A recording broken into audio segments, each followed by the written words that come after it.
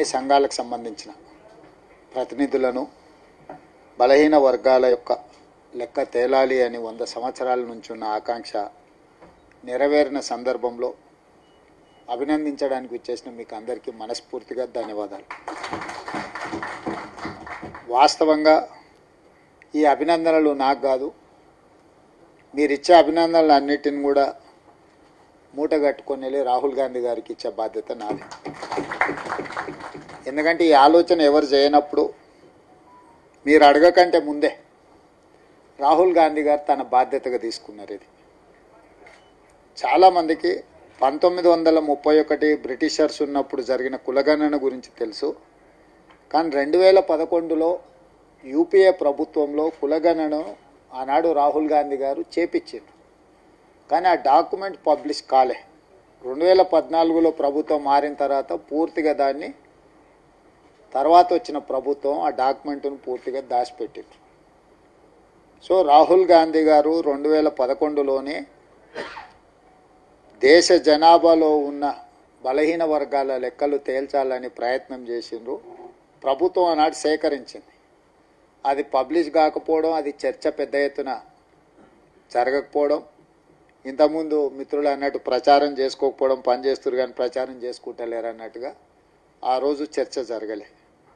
ఆ తర్వాత రాహుల్ గాంధీ గారు భారత్ జోడో యాత్ర సందర్భంగా చాలా స్పష్టంగా చెప్పారు, ఏ రాష్ట్రంలో అధికారంలో కాంగ్రెస్ పార్టీ వస్తే ఆ రాష్ట్రంలో కులగణన చేస్తాం, అదేవిధంగా కేంద్రంలో అధికారం రాగానే కులగణన చేయడమే కాదు, రిజర్వేషన్లను 50% పరిధిని రద్దు చేసి జనాభా ప్రాతిపదికన రిజర్వేషన్లు బలహీన వర్గాలకు పెంచుతామని చాలా స్పష్టంగా చెప్పాడు.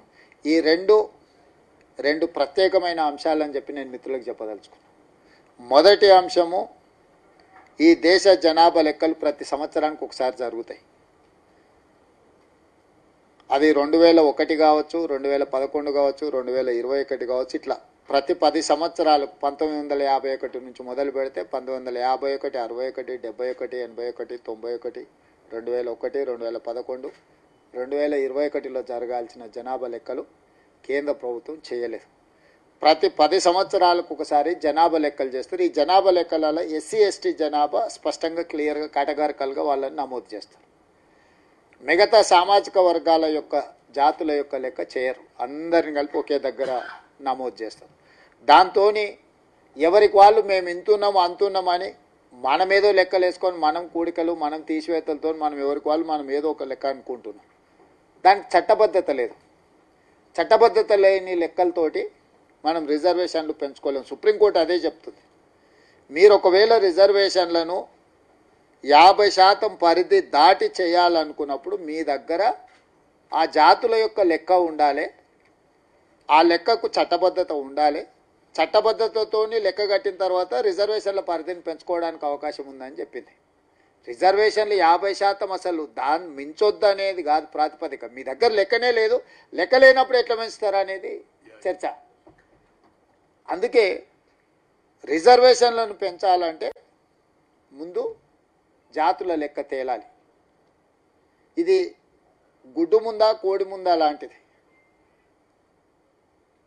ఈ జనాభా లెక్క తేలితే రిజర్వేషన్లు పెంచుకోవడానికి వస్తుంది. రిజర్వేషన్లు పెంచాలంటే జనాభా లెక్క తేలాలి. ఈ గజిబిజిలో దీన్ని ఇది అడిగితే అది చెప్పి, అది అడిగితే ఇది చెప్పి ఇప్పటి వరకు ప్రభుత్వాలు కానీ పాలకులు కానీ రకరకాల పరిస్థితులు. సరే, నేను ఎవరిని తప్పుపట్టలే, ఎవరి గురించి మనం అనవసరమైన చర్చ చేయడం అనవసరం. రాహుల్ గాంధీ గారు ఒక నిర్ణయం చేసి ఇది చేయాలన్నాడు. వారు తెలంగాణలో పాదయాత్ర చేసిన సందర్భంగా దాదాపుగా 400 కిలోమీటర్లు, మొత్తం జాతీయ స్థాయిలో కన్యాకుమారి నుంచి కాశ్మీర్ వరకు 4000 కిలోమీటర్లు 150 రోజుల్లో పాదయాత్ర చేసినప్పుడు 22-23 రోజులు తెలంగాణ రాష్ట్రంలో చేసిన దాదాపుగా 400 రోజులు మక్తల్లో కృష్ణానది దాటుకుంటూ మహారాష్ట్రకి వారు పాదయాత్ర చేసుకుంటూ హైదరాబాద్ చార్మినార్ దగ్గర ప్రతి సందర్భంలో మాకు ఈ రాష్ట్రంలో అధికారం ఇవ్వండి, మేము కులగణన చేసి జనగణన కులగణన చేసి తీరుతామని రాహుల్ గాంధీ గారు మాట చెప్పారు. అదే మాటతోనే మీరందరూ కలిసి కాంగ్రెస్ పార్టీని తెలంగాణ రాష్ట్రంలో అధికారంలోకి తీసుకొచ్చారు. మీ అందరి సహకారం ఉండబట్టే ఈరోజు ప్రజాపాలన ఈ ప్రభుత్వం ఏర్పడ్డది. మరి మీ సహకారం ఉండి ఏర్పడ్డ ప్రభుత్వం మీకు ఇచ్చిన మాట నిలబెట్టుకోవడానికి మొదటి సంవత్సరంలోనే సంపూర్ణంగా ప్రయత్నం చేసిన. ఫిబ్రవరి 4, 2024 నాడు మొట్టమొదట శాసనసభలో తీర్మానాన్ని ప్రవేశపెట్టి అక్కడి నుంచి ప్రక్రియ మొదలుపెట్టిన.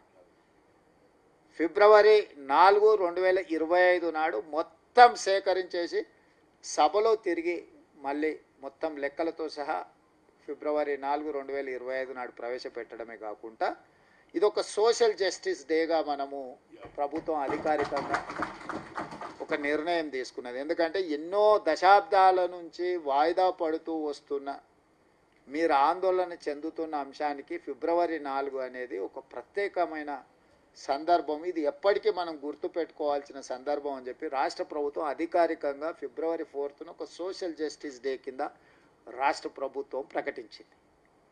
దీనికి సంబంధించి ప్రక్రియలు చాలామందికి చాలా అనుమానాలు ఉండొచ్చు. దానికి మీ అనుభవాలు మీ అనుభవాలను నేను తప్పు పట్టడం లేదు. ఈ కులగణనకు సంబంధించి క్యాబినెట్ సబ్ కమిటీ వేస్తే రేవంత్ రెడ్డి ఉత్తమ్ కుమార్ రెడ్డి గారిని చైర్మన్గా పెట్టిండు. అందులో పొన్నం మా సభ్యులను సభ్యులుగానే పెట్టిండ్రు. ఇది ఏ విధంగా మాకు న్యాయం జరుగుతుందని ఒకరికి అనుమానం. ఉత్తమ్ కుమార్ రెడ్డి గారు సుదీర్ఘంగా పిసిసి అధ్యక్షుడిగా పనిచేసి కాంగ్రెస్ పార్టీ ఐడియాలజీని రాహుల్ గాంధీ సంపూర్ణ చేసుకునే సీనియర్ క్యాబినెట్ కలీగ్ మినిస్టర్.